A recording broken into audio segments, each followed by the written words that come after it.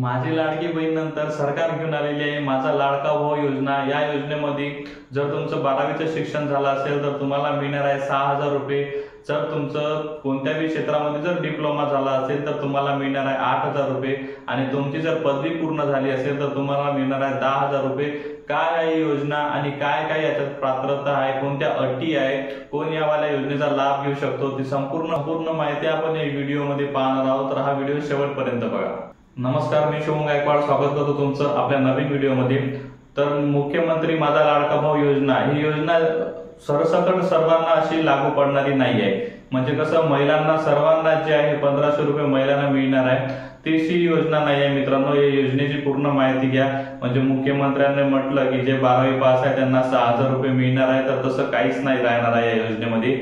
जर तुम्ही 6 महिन्यासाठी एखाद्या सरकार मान्य कंपनीत किंवा संस्थेमध्ये जर काम करत असेल तर तुम्हाला 6,000 रुपये महिन्याला मिळणार आहे आणि तो काळ सुद्धा फक्त 6 महिन्याचा राहणार आहे। त्याच्यानंतर तुम्हाला ही गोष्ट मिळणार नाही आहे। जर तुमची पदवी होऊन असेल तर तुम्हाला 10,000 रुपये मिळणार आहे, पण तुम्ही 12वी नंतर जर समोरचं शिक्षण घेत असाल तर तुम्ही या योजनेमध्ये पात्र ठरू शकणार नाही।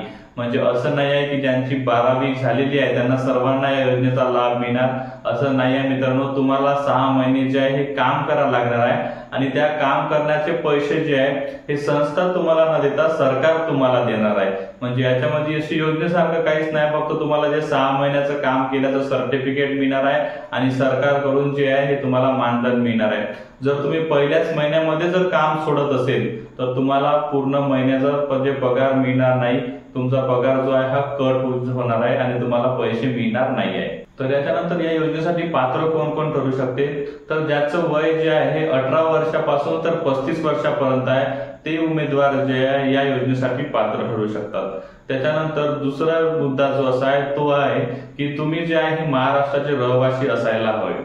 त्याच्यानंतर तिसरा मुद्दा असा आहे की तुम्ही सरकार मान्य संस्थेमध्ये काम करायला हवं आणि त्याच्यामध्ये किंवा उद्योगामध्ये सुद्धा तुम्ही त्या काम करू शकता, तेव्हाच तुम्हाला यावाल्या योजनेचा लाभ मिळणार आहे। त्याच्यानंतर तुम्ही एका महिन्यामध्ये 10 दिवस सुट्ट्या घेऊ शकणार नाही। जर तुम्ही 10 दिवसापेक्षा जर जास्त सुट्ट्या जर घेतल्या तर तुम्हाला या योजनेमध्ये जे पैसे मिळणार आहेत ते मिळणार नाहीये।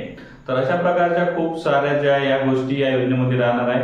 तर या गोष्टीचे GR आहे तो तुम्हाला आपल्या स्क्रीनवर दिसत आहे। त्या योजनेच्या जे ठळक जे मुद्दे होते मी तुम्हाला सांगितलेले आहे।